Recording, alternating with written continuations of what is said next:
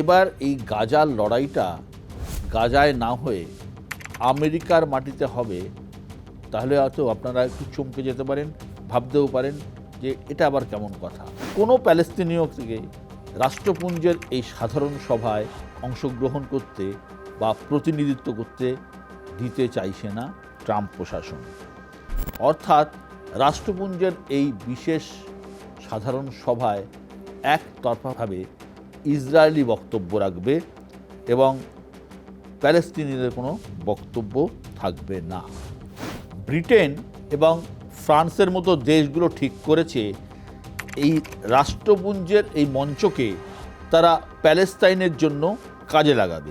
মার্কিন বিদেশ সচিব মার্কো রুবিও সরাসরি বলে দিয়েছেন যে আমেরিকার মাটিতে দাঁড়িয়ে যদি প্যালেস্তাইনকে পৃথক দেশের স্বীকৃতি দেয়া হয় তাহলে তারাও কিন্তু ছেড়ে কথা বলবেন না।